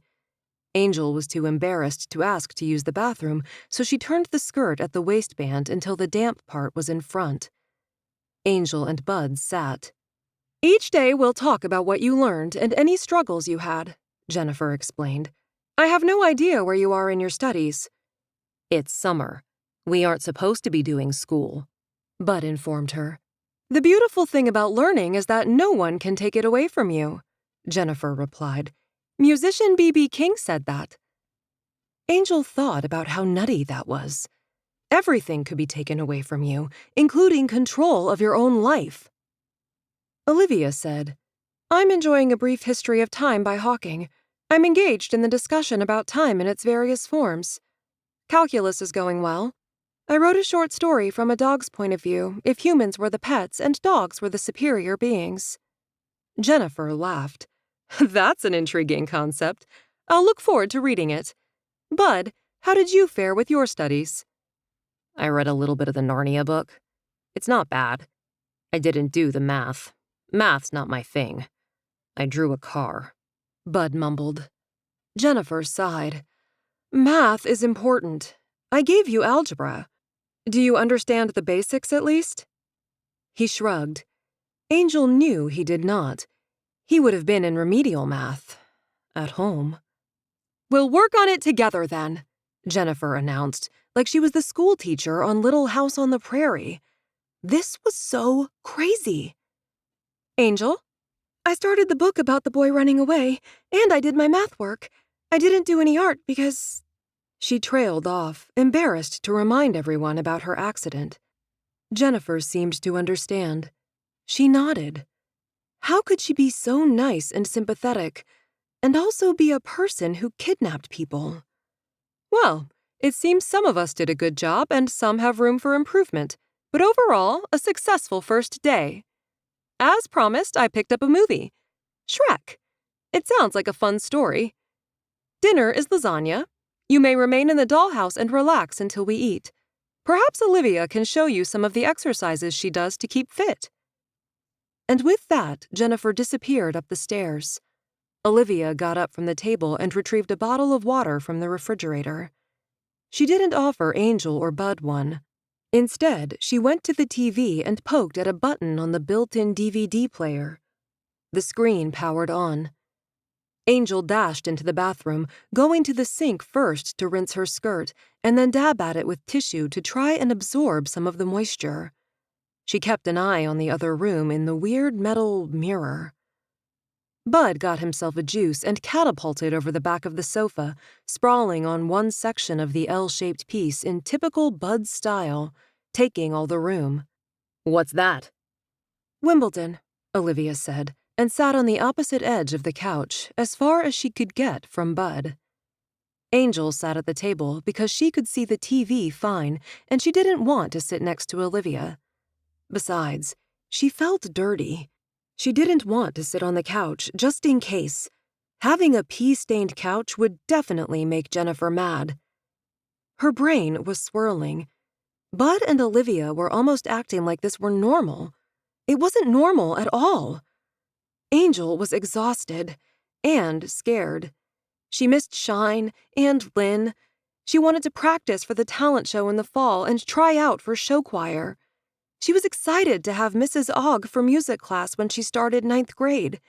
She wanted to poke Mr. Gibbons when he fell asleep on her shoulder at church and take the trash bins out on Sunday night. If she could just go back, be safely at home, she'd clean the house, make friends, do all of her homework, volunteer at the senior center, or maybe the animal shelter. She would be the best damn kid anyone ever met. If she could just go home. "Fuck this. It's stupid and boring," Bud said, swinging into a sitting position. He went to the bookshelf. There were a few dozen books and a small stack of VHS tapes without cases. He began flipping through them. "Hey, Ange, there are a couple of CDs in here, too." He read the labels, shrugged. "Patty Griffin, Melissa Etheridge. Never heard of them." "Awesome! Green Day!" He looked around until he spotted the old-fashioned boombox Jennifer had mentioned under the small table the TV rested on. "Move, jerk! I'm watching this!" Olivia snapped. "It's just a dumb love story about the second most boring sport in the world." Bud rolled his eyes and squatted in front of the boombox, slipped the Green Day CD into the slot. Angel knew he considered golf the most boring sport. Until now, she didn't know he wasn't a tennis fan, but it had never come up. As far as she knew, there was nowhere to play tennis at home. "I didn't ask your opinion." Olivia didn't turn her head toward him. "When the movie is over, you can play a CD or whatever." "Who made you the queen?" Bud reached toward the TV to pause the movie, and Olivia was up and next to him almost instantly. "Leave it alone, Bud. What the hell kind of name is that anyway? Bud. Were you named after beer?" Olivia put her hands on her hips, and Angel was a little bit afraid of her, of how angry she was. "We can argue about it, but I'll win. Want to know why?" Bud gave her a smart-ass look, one that Angel hated. "Why?" "Because I'll yell loud enough he'll hear and come down." Angel gasped. "Bud, stop!" "You will not. You don't want him here either," Bud challenged. "I don't. But who do you think he's going to take it out on? Me?" Olivia sneered. "Or the new dolls?" Chapter 14. August 22nd, 2006. Jennifer came down after what felt like an hour. She had a food carrier like ladies brought to church socials in one hand and a red paper shopping bag in the other. Angel saw Bud look toward the stairs and could practically hear him thinking about making a run for it. Idiot. If he was paying any attention at all, he'd heard the lock click just like she had. Jennifer said, "Dinner will be ready shortly. Angel, I want you to take a quick shower. No hair, just rinse off. You can wear tomorrow's uniform until bedtime." Jennifer handed Angel a clean shirt and skirt, and the weird underwear. Angel missed her boy shorts. She also still wanted to brush her teeth, but Jennifer's mood had changed, and not for the better. Jennifer saw Angel hadn't moved and snapped, "Go!" Angel went into the bathroom. The shower was a simple stall, and there was no curtain. Jeez, no privacy anywhere in this place. Angel put the clean clothes on the sink edge and poked her head out. May I have a towel? Jennifer unlocked one of the kitchen cabinets and gave her a very small towel. Return it to me after, and put your soiled clothes on the bottom step. Angel turned on the water and stuck a hand under. It wasn't hot, barely even warm. Ugh. She tried to switch off the light, but there was no switch, same as the closet. She snuck a look into the dollhouse. Bud was in the kitchen with Jennifer, actually cooperating to her surprise. Good. Olivia looked up from the movie and made a movement with her hand to hurry Angel along. Angel quickly ditched the dirty clothes and stepped under the lukewarm water, one hand holding her long hair on top of her head so it wouldn't get completely wet. Brr! A minute or two was all she could stand before she jumped out. She dried herself with the small towel. Was this what they called a hand towel? All of their towels at home were beach towels and had funny pictures on them, but sometimes Shine watched decorating shows and they sometimes had little towels like this. She stepped into the underwear and pulled on the blouse. The first time she buttoned it crookedly and had to do it again. Jennifer hadn't given her a bra. Did Olivia have one? Angel didn't think so, and she needed one. Angel stepped into the skirt and buttoned it at the waist, tugged up the zipper.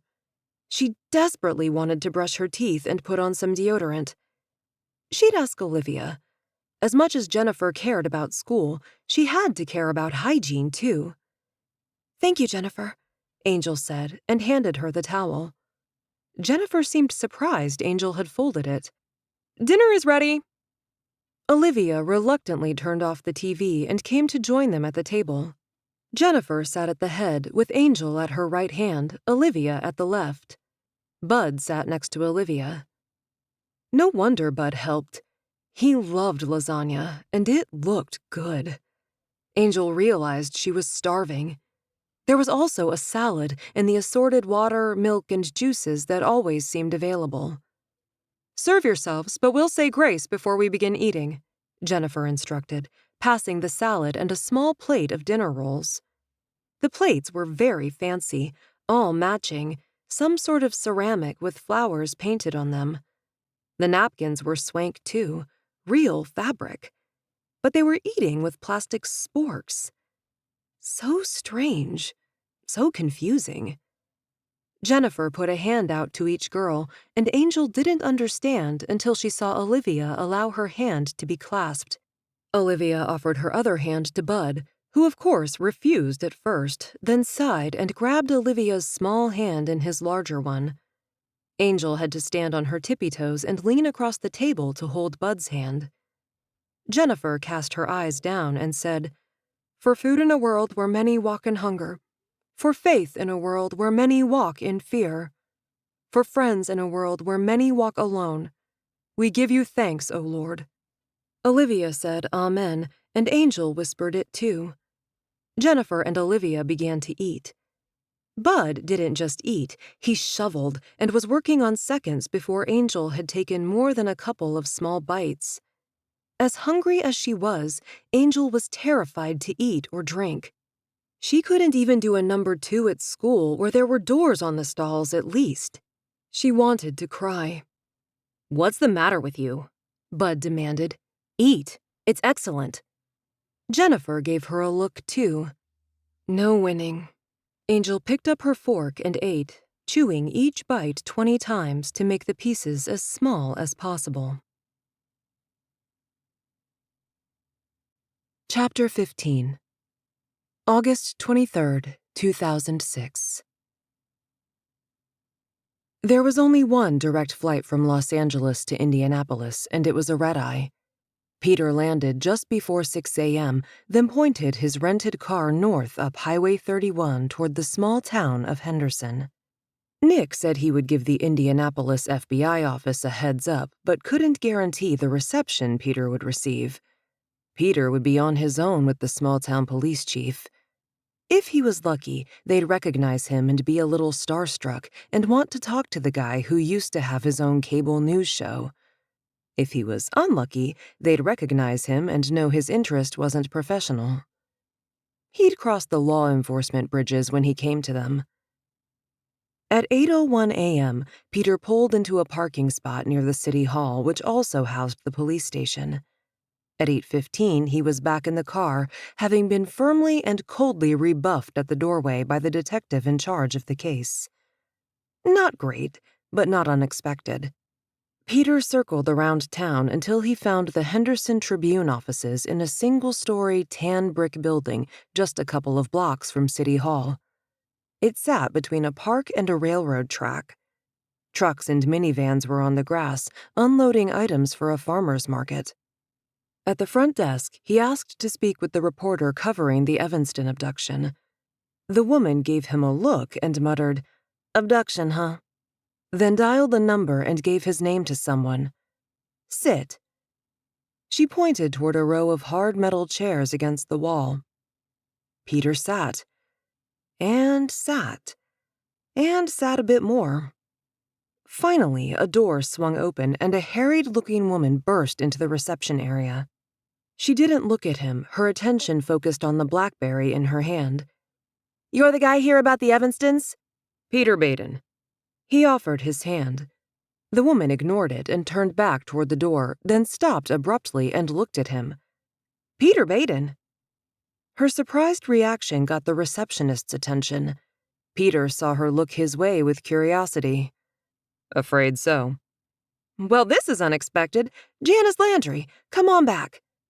She held the door for him now, manners returned along with her curiosity. "I'm sorry about before.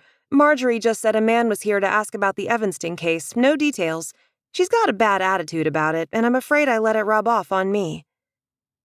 Janice led him to a small conference room with a round table and 4 uncomfortable metal chairs. "Coffee? Water?" "Coffee black would be great. I took a red-eye and came right here. Didn't have time to stop." Peter offered a soft smile again. He didn't need coffee, but it would give Janice a minute to compose herself, get her relaxed and on his side. Janice was back quickly with coffee for both of them and an old-school steno pad tucked under her arm. She closed the door and slid into a chair opposite him. "How can I help?" Nicely done, Janice Landry, Peter thought. "That's the million-dollar question. Are you familiar with my daughter Olivia's disappearance?" "Of course. I'm so sorry. It can't be easy." She didn't know what to say. Who did? And her voice trailed off. Then she remembered she was a reporter, not a grief counselor, and straightened her back and looked him in the eyes. "It does seem strange you'd come to learn about a case like the Evanstons simply on its own merit. Is there a connection?" "I don't know, honestly. That's what I'm here to explore." Peter took a sip of the awful coffee and winced. She laughed. "It's dreadful. We usually bring our own." "A friend in the FBI told me about the case, the bare details, that the twins disappeared sometime between Friday and the following Tuesday." It was Saturday now. Possibly 7 days gone. Long time in a kidnapping. "Are there any leads? Any updates? All I know is what I was able to learn from your article." Janice sighed. "Then you know most of what I know, which isn't a whole lot. Sunshine Evanston, the mom, left Friday at about 4:30 to go to Chicago for the weekend. It was the first time she'd left the twins alone." "No father in the picture?" "Junior, their dad, was recently entered into the Indiana prison system after bombing a bank. He didn't mean to bomb the bank exactly. He and his pals made a slight miscalculation in how much blast material to use to blow the safe." Janice rolled her eyes. "When was that?" Peter was taking notes in his own notebook, a brown moleskin. "Sentencing was about a month ago. One of the people injured in the blast happens to be the mother of an A-list celebrity, so there was national media coverage. You didn't hear it from me, but that may have dragged things out a bit longer than normal, as some people might have used the case as a career boost." Peter understood. "So dad is in prison, mom decides to go away for the weekend, kids are alone. I don't suppose there are any surveillance cameras or anything." Janice shook her head. "The Evanstons live in a trailer in the country. They have one neighbor, not particularly close by. A copse of woods on one side of the trailer and farmland on the other. I think their trailer was actually a hired hand's house back in the day. Peter said, That one neighbor. I believe I read they saw an unfamiliar vehicle of some kind.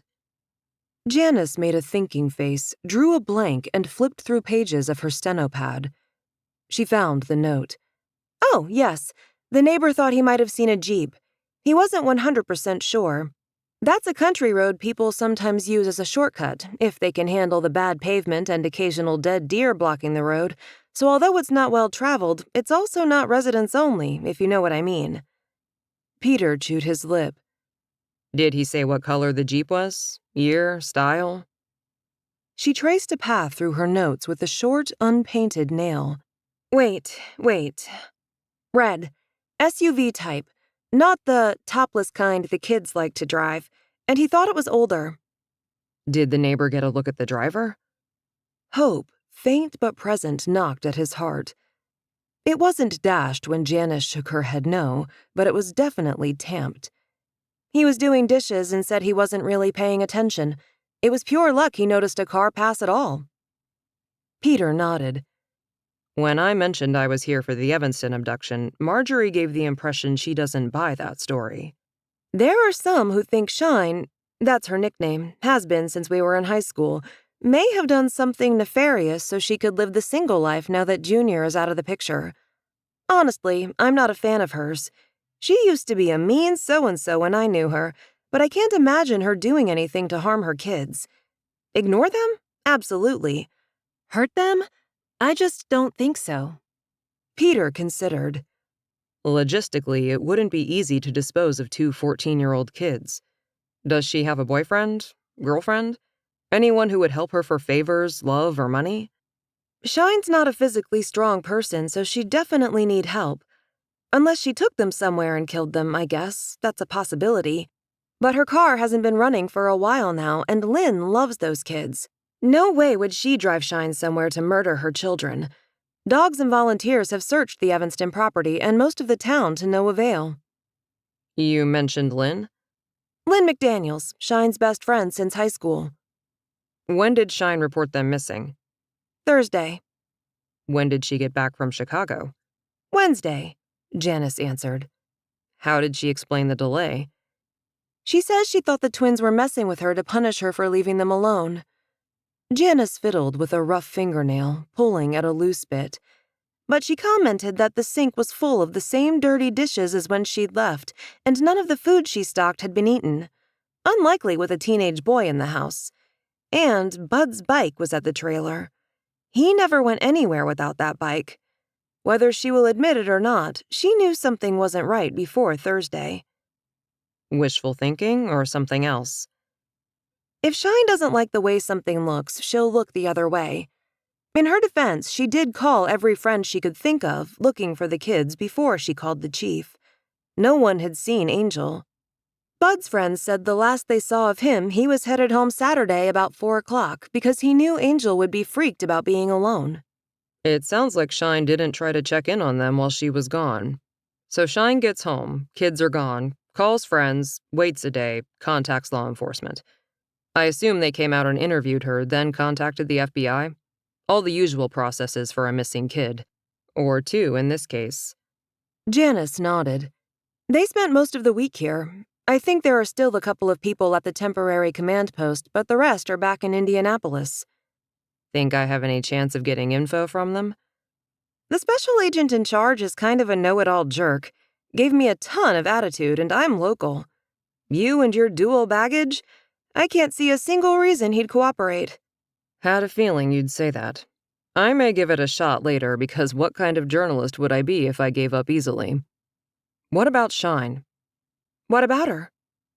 Did she talk to you? Janice shook her head. Negative.